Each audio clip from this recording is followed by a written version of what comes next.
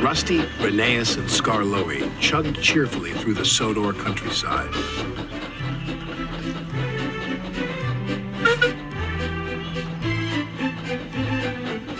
The engines were going to help Duncan with an important job at the incline railway.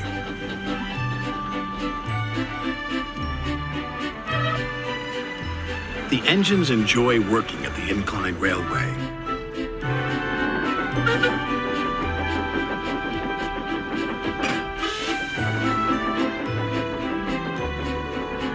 They like the clever way the loaded slate cars roll down the incline, pulling the empty slate cars up. But they are always careful. Duncan doesn't like working at the incline railway. He is always impatient to get back to the junction. This makes him careless and gets him into lots of trouble.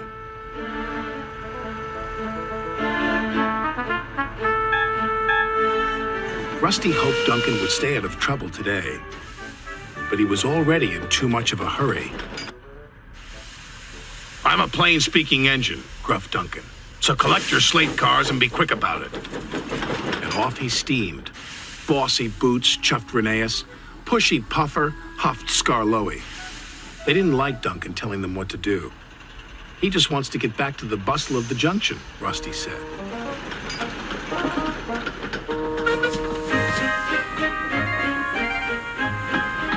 Duncan wanted everyone to work faster. "You're supposed to be helping me," he grumbled, "but you're as slow as snails." "We're proper engines," Rusty huffed crossly. "We follow the rules. We can't send up more than 4 slate cars at a time," chuffed Rheneas. "Then work faster," said Duncan impatiently. Later that day, Duncan was working the incline. "I'll show you how fast a really useful engine can work," Duncan called as he hastily biffed one slate car into another. And then another. Soon, Duncan had his 4 slate cars. "Nothing to it," he boasted to Rusty. "Those slate cars will pay you back," warned Rusty. "Slate cars don't like to be biffed." "I can handle slate cars," he cried.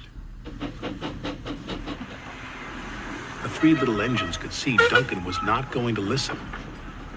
They carefully chuffed away from the incline with their slate cars full of slate.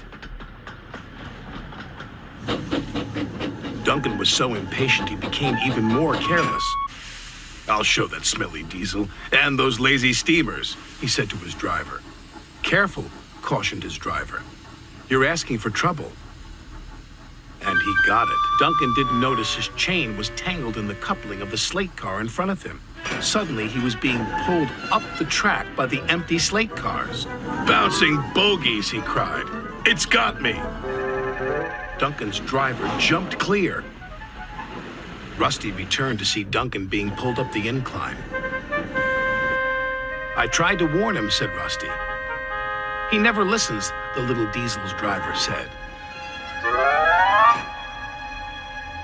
The chain pulling Duncan's slate cars couldn't hold the weight. It suddenly snapped. Duncan plummeted down the incline.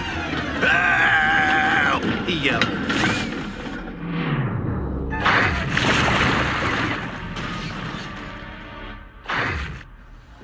"Glug, glug, glug," he said.